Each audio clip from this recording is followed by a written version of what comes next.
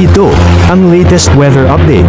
Alamin ang pinakasariwang ulat panahon ngayon dito sa Information TV Educational Channel. Mataan yung sentro ni Typhoon Opong kaninang alas 4 ng umaga sa layong 505 kilometers kanluran ng Indang sa area ng Cavite. So lumakas muli ito bilang isang typhoon dahil nandito na ito sa bahagi ng West Philippine Sea. So may tagda itong lakas ng hangin na malapit sa gitna na umaabot ng 120 kilometers per hour at pagbugso na umaabot ng 150 kilometers per hour. Yung movement nito sa kalukuyan ay west-northwestward sa bilis sa 30 kilometers per hour. So mababawasan na yung mga pagulan na ating mararanasan ngayong araw na dulot ni Bagyong Opong. Nag-issue na tayo ng final weather advisory kaninang alas 5 ng umaga. So less likely na tayong makakaranas ng significant na mga malalakas na pagulan. Gayunpaman, makikita natin dito sa ating latest satellite images itong mga kaulapan na kasalukuyang umiiral sa ilang bahagi ng ating bansa. Ito yung epekto ng trough o extension ni Bagyong Opong.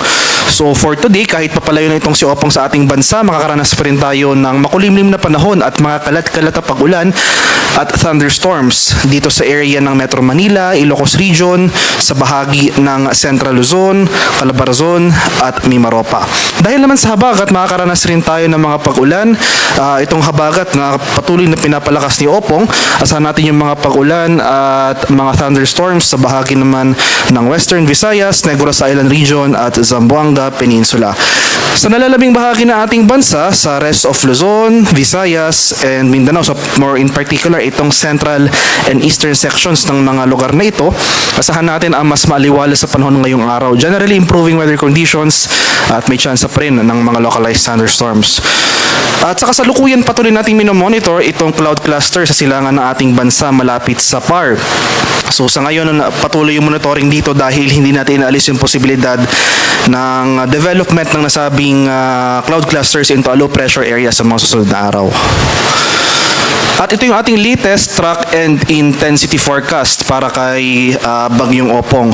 So makikita natin, base sa track and intensity forecast na ito, hindi na umaabot yung mga malalakas na hangin na dulot ni Bagyong Opong sa ating bansa. So magbabawas rin tayo or nagbawas rin tayo ng tropical cyclone wind signal over some areas. So wala na tayong sustained na mga hangin, possible mga gusts of wind na lang ating inaasahan. So inaasahan natin generally west-northwestward yung paggalaw nito sa mga susunod na oras at lalabas rin ito ng ating Philippine Area of Responsibility this morning or noon. So mamayang umaga or tanghali nasa labas na ito ng ating PAR at magpapatuloy yung west-northwestward na paggalaw nito patungong northern Vietnam. Magpapatuloy yung paglakas si Bagyong Opong sa labas ng ating Philippine Area of Responsibility habang papalapit kay Bagyong Vietnam na kung saan wala na itong epekto sa ating bansa. At nagbawas na rin po tayo ng tropical cyclone wind signal. So wala na tayo wind signal number 2 as of 5 a.m. Ay wind signal number 1 na lamang yung ating nakataas dito sa area ng western portion ng Pangasinan, Zambales, Bataan, western portion ng Cavite, western portion ng Batangas, northern portion ng Occidental Mindoro kabilang ang Lubang Islands at Calamian Islands. Kaya over this area, sasan pa rin natin yung mga pagbugso ng hangin pero as compared sa mga nakarang araw, hindi na sustained yung mga malalakas na hangin na ito. So sa mga susunod na issuance natin, possible pag nasa labas na ng PAR itong si Bagyong Opong ay maglilift na rin tayo ng tropical cyclone wind signal over these areas.